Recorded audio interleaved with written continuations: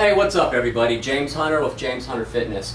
Today I want to talk about in this video basically studies and research. A lot of people will cite references to studies in an effort to basically back up their claims or the beliefs that they're promoting.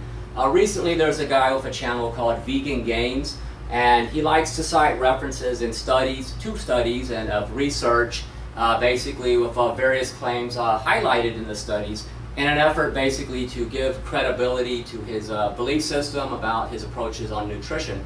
Now, I certainly don't have any issues with people wanting to cite research. In fact, I think being able to show studies that show a cause and effect relationship or have a high likelihood to suggest a cause and effect relationship can lend some credibility. It can help bolster your claims.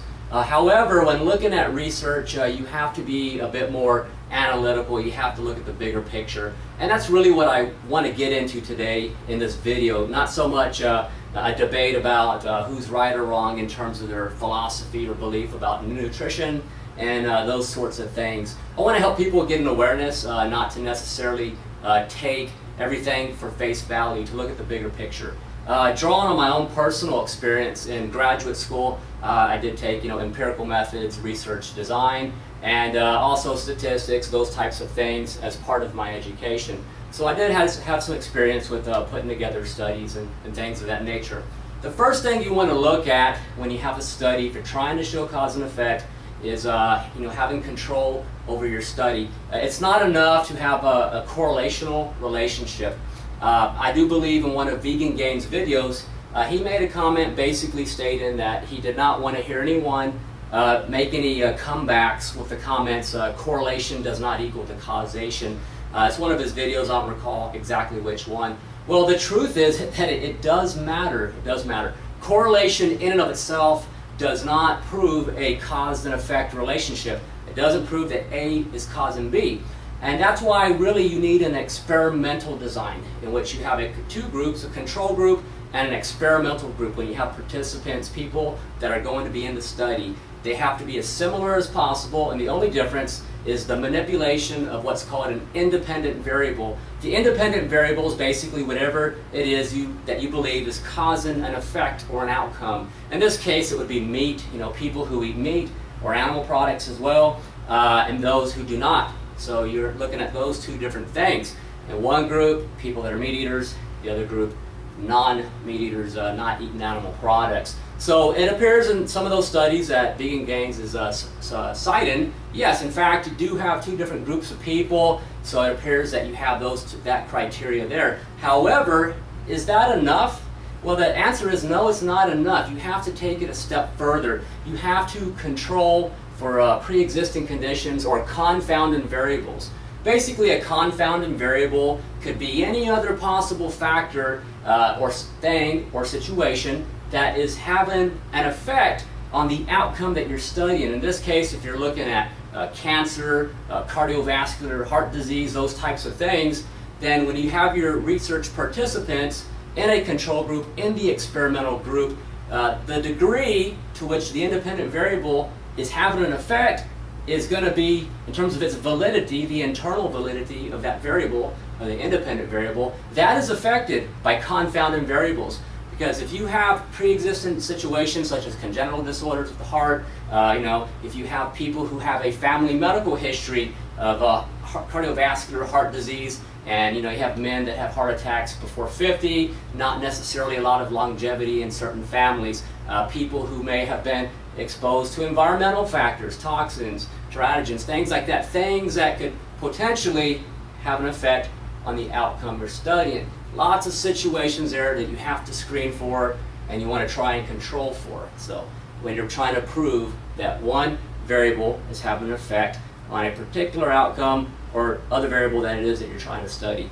So those are very important things. And when you get into developing studies and you have participants in it, any statistics course generally will teach you that you need a random sample, meaning that when you get participants to be in your study, people basically have an equal chance of being selected to be in the study. You want your group of people being studied to be as representative of the general population as possible. So that's another situation for your study to be sound and is basically increased the validity of it. You need to have the participants in that study to be as representative as possible of the general population.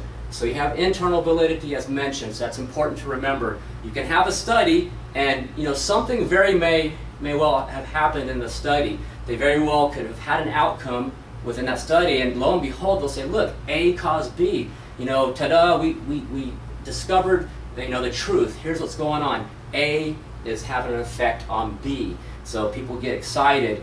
Well, the thing about that is it reliable? If you were to repeat that test 100 times over, and also across a variety of populations of different people, are you going to get the same outcome every time? So you have validity and reliability. Internal validity has to do with the degree to which your study, the thing that you believe is having an effect, is in fact causing that outcome, whether it's cancer or heart disease. And two, is that particular study that you are conducting repeatable and going to be valid 100 times in a row if repeated over time for the next 10, 20 years. So you have reliability and validity issues going on in studies. External validity has to do with the conditions in which you conducted your research and studies. If you take it within different environmental situations throughout the country, the world, different cultures of people, those kinds of things, will you get the same outcome or results of your research? Real quick, I want to give an example about correlational work. As part of back in grad school, as an anecdotal story, a professor talked about an actual study in which they were studying basically as a social psychology type of a research, and they were looking at individuals who purchased a lot of household appliances, microwaves, blenders, things of that time period that would be considered, I guess, luxuries, creature comforts, and also technology, computers, those types of things. What they found in this correlational study is people who bought household appliances, computers, all the fancy stuff, creature comforts, also had a very high tendency or likelihood to also be people who practice birth control and safe sex. So from this study, do we then conclude that we have proven that if you can get people to go buy household appliances, high-tech stuff like a computer, that will cause them to practice safe sex and use condoms and the whole 9 yards? Well, of course not. We know that that's ridiculous. We know that there is no direct causal relationship between those two situations.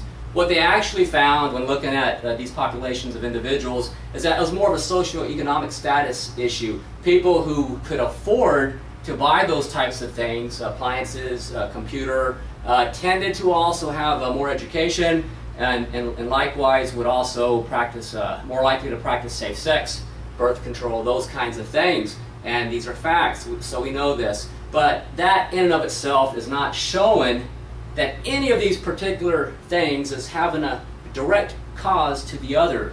And those are some examples of correlational relationships. So when you look at your research participants being representative, another quick example, there's been a lot of controversy.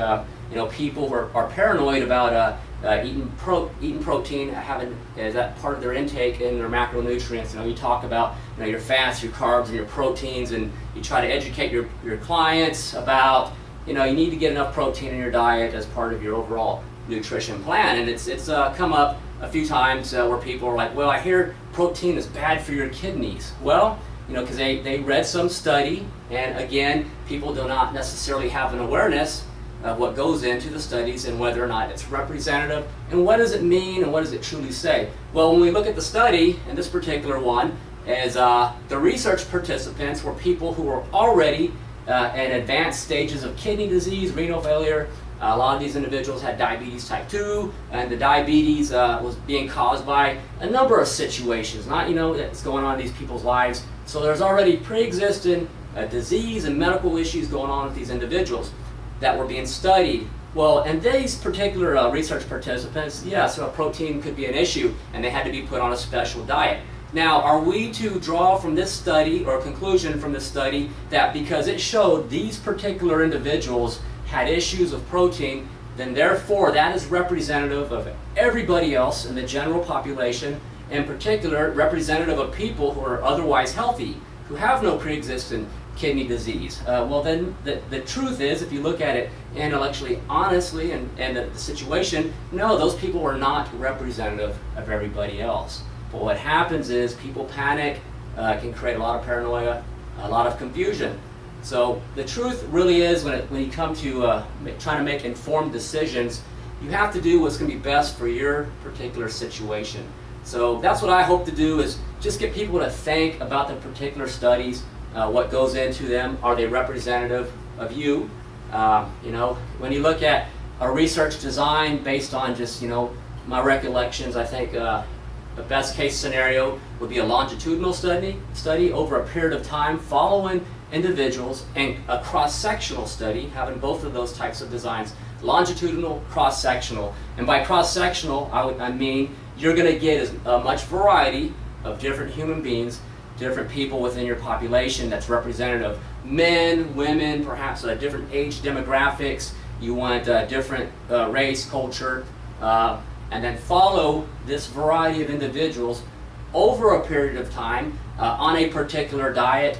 Meat eaters, non-meat eaters, people who drink 2 glasses of wine, those who don't. Any number of situations you're trying to study. Longitudinal, cross-sectional, over a period of time. When I see that type of study, and then I look at the participants that were studied, and there's a high degree of representativeness of the general population, I have more confidence. To me, that's going to mean something. And even then, the truth is, with experiments and studies, information changes over time. As information changes, what we once thought to be the case may no longer have this high degree of validity anymore. People still argue about saturated fats to this day. You have issues of human bias, politics, those types of things. You got to remember who pays for research can have an influence. The tobacco industry, cigarettes, right? They used to say that their studies, they paid for studies that basically stated that cigarette smoking was not bad for you. Of course, we know that's not the case now. In fact, smoking cigarettes is the #1 most preventable cause of early disease, premature death, and decline, as far as expediting the aging process. It's preventable and modifiable. You don't have to smoke, you can stop.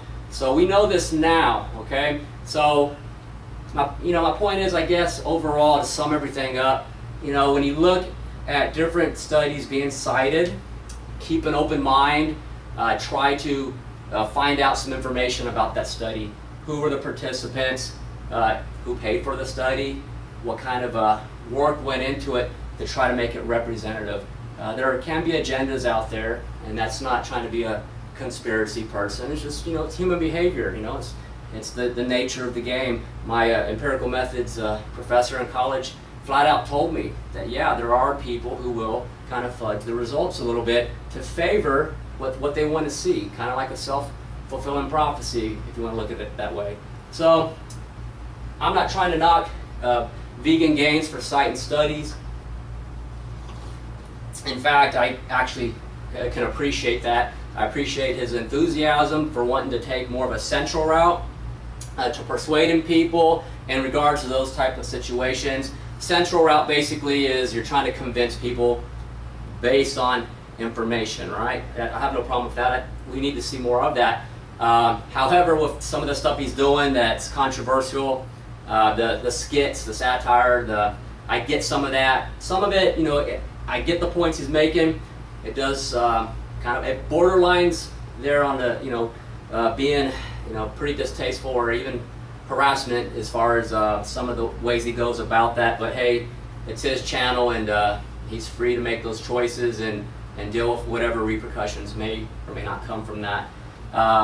Yeah, the peripheral route basically is shock and awe and fancy things to get people to look at something like, oh, I'm going to do that because it just looks like the right thing to do. Cigarette ads in magazines, they're not going to cite studies. They're going to show you a picture of 2 good-looking people, probably in a bar or maybe at the beach, and they're smoking a cigarette and they look happy. And the message there is smoke cigarettes and have this cool lifestyle, right? That's how they want you to buy cigarettes. The central route, they couldn't do that because we all know better. Alcohol, beer commercials, same thing. You'll see retired professional football players doing the Miller Lite beer commercials back in the day, all those situations. So that's peripheral route to trying to persuade you. So I do commend Vegan Gains for trying to appeal to information and research and studies. I may not agree with everything he says, and on those studies, as far as that are being cited, I'd be interested in reading more about them, about the participants in those studies and how representative they are of the general population and those types of issues. So my name's James Hunter. I'm a personal trainer. I'm a licensed counselor as well. My interests are in health, fitness, and wellness. I do have hobbies where I compete. I compete in sports as hobbies, and so I can appreciate a wide variety of individuals as far as why they may choose to approach nutrition a certain way, why they choose to exercise a particular way. So feel free to leave any comments if you want, whether you agree with me or not. I'm not here to pick fights with anybody. I just want to encourage people to remember that studies are designed and developed by human beings, and when you're looking at human behavior and you're looking at all these different occurrences and disease and illness, a lot of other possibilities, those confounding variables that could be contributing to the outcome you're trying to study. And if they are contributing, then the internal validity of that independent variable, of its meat or anything else, is diminished for you to be able to say with absolute 100% confidence, this is A is causing B. We don't know that within 100% certainty. Studies help to direct and guide us, and that's just what it is. So I guess I'll sum it up with everything I just said, and feel free to subscribe to my channel if you feel that this has been a helpful video. You have a nice day. Thank you. And here's a peripheral route. Because I have a bicep, maybe you'll subscribe to my channel. Thanks.